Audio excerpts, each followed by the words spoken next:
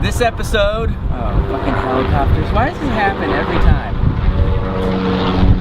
You know what? The roof is kind of a loud place. Not normally. We hang together on rooftops forever. We hang together. We hang together. It's Rooftop ICKS. Hello and welcome to another episode of Rooftop ICKS. I'm Bryn. And I'm Ben. And this episode we're going to talk about an artist that I love. You do. King Khan and the Shrines. And the new record, Idle No More. Idle No More. It's been 6 years since their last record. Yep. And neither of us were anticipating this. No, just all of a sudden there it was. It popped up. I found out about it the day it came out. Yeah. I immediately messaged Ben and I said, oh my god, there's another King Khan album. It just came out today. When I first heard King Khan in any fashion, I wasn't too big on it. Yeah. And for whatever reason, my tastes aren't suited to the kind of throwback funk, R&B style kind of stuff. It's like garage soul, a little bit of northern soul, Yeah. and then just some good old-fashioned, you know, dirty rock and roll in there too. My sister was in love with King Khan and took me to see him live with the Shrines, and after that show, fell in love. Really did like the performance. I like his voice. It's really rocking, energetic, and you can hear it in the records. I could after I saw the show. King Khan and the Shrines is a band to see live. Oh, yeah. It is a circus. It's chaos. It is a fucking party. High energy. The crowd is nuts. Everyone on stage is nuts. Costume changes. It's insane. It's a great show. So let's talk about this record in particular. So this right in record- vein with everything else that they've ever done. Yeah, I thought that this is a leap forward for King Khan, in my opinion. It did seem like a slightly more mature. It's in the production. Yep. But what really struck me, and this is probably not anything a lot of people talk about with King Khan, but the lyrics. This one really has a lot of lyrics that are sort of more existential, more dark, more social issues, civil rights kind of in there with like Pray for Lil. The slow songs are really powerful and pretty in a way that I've never heard King Khan do really well. I was just so in love with the record from the beginning. I was like, what would there possibly be to say negative about this? Like, if there was somebody who didn't really like the negative, or not like the King Khan and Shrine stuff, who just liked to say negative things, what could they possibly say? And then I came up with something. Go ahead. I wish there was more rockers on this record. There's like it opens with right away with 3 powerful cuts. Born to Die, By My Tongue. By My Tongue. Those are some fantastic, just punch you in the face. And then the record ends with these slow songs, and I was hoping they would come back at the end with one big finale. Which is how the shows rocker. And but it didn't do that. But that's not really a criticism per se. Like, I love the album. I would have the same. I would actually have that criticism if I didn't love the slow songs so much. I think that even and they're not slow songs. No. They're just jangly and not as punching the face. They're not powerful. a full-on onslaught punk rock affair like the opening cuts are. Right. And I think if you just took like the 3rd track and put it at the end, it would have been. I wouldn't have this problem. But I just wish there was one more track. That's the other thing, is the record seems to end too soon. So it's like 45 minutes. It's a little short.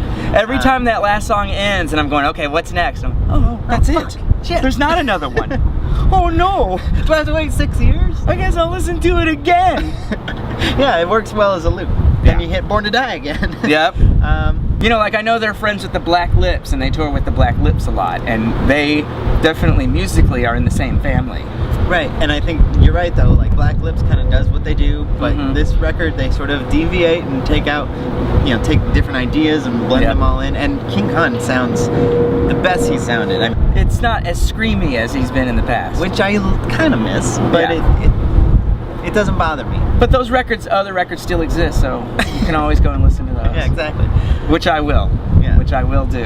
I'll give it a 9. Yeah, I'll give it a hard 8. I think just because it's something I probably won't listen to as much as you will. You'll give it the movie Hard 8, the Paul Thomas Anderson movie? Which is supposed to be called... I didn't know that's how we're rating them now. Strong 8. Oh, I'll give it a Casablanca. You're gonna give it a Or a Jaws. Oh my God. I'll give it a Jaws. That's crazy. Let's not start that. That'll get really complicated. We recommend it. It's, if you like any sort of garage rock, if you're really into the white Yeah, I don't stripes. care what you're listening to. I think you'll like this.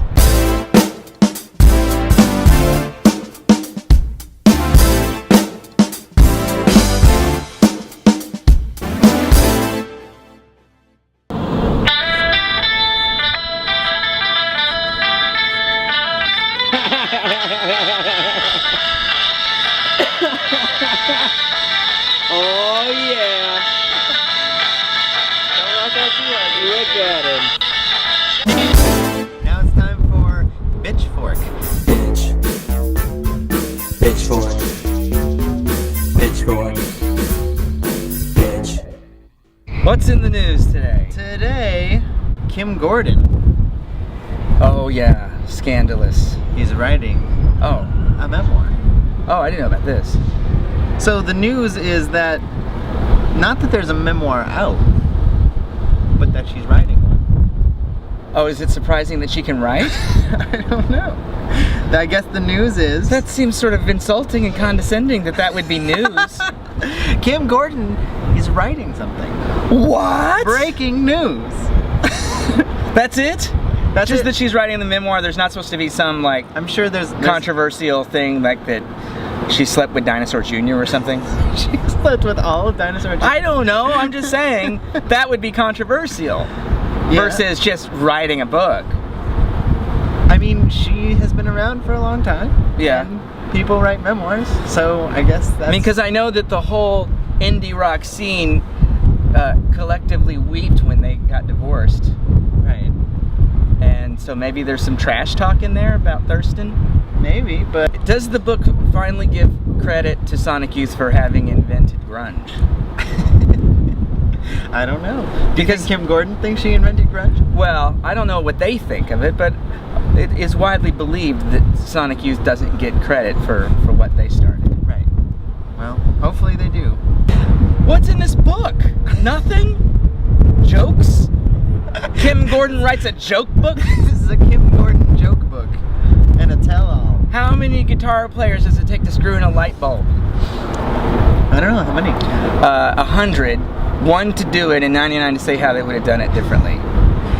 According to Kim Gordon's new book. All right. How many lead singers does it take to screw in a light bulb? I don't know, how many? 1, they just hold the light bulb and then the world revolves around them. Oh, that's mean to lead singers.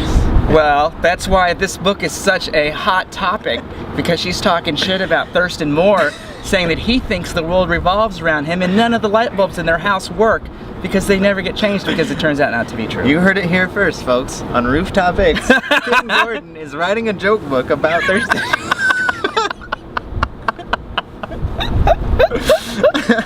That would be the most ridiculous thing if Kim Gordon suddenly put out a joke book. We'd be like, what? Why is she doing that?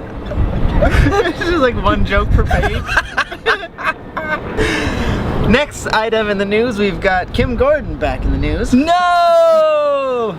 Kim Gordon She wrote a cookbook. is gonna be acting on the 3rd season of the hit HBO show Girls.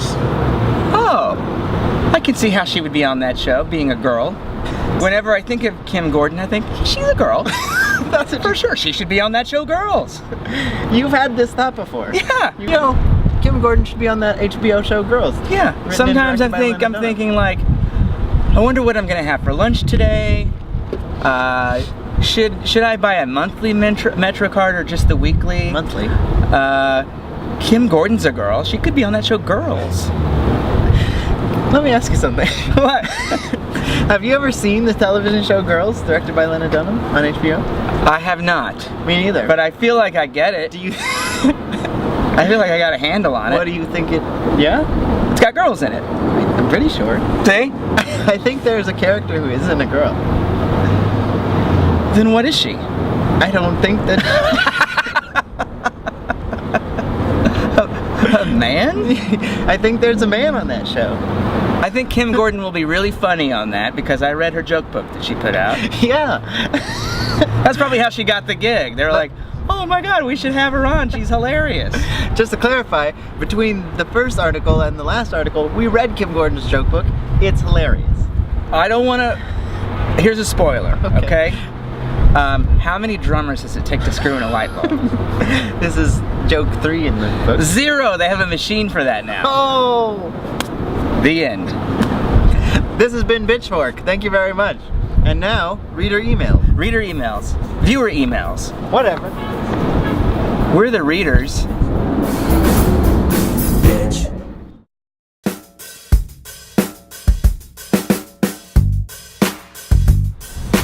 This one's from Mary Lizard. She says, you guys might not know this, but I'll ask anyway. How do you decide which bike to buy? Size? Wheels?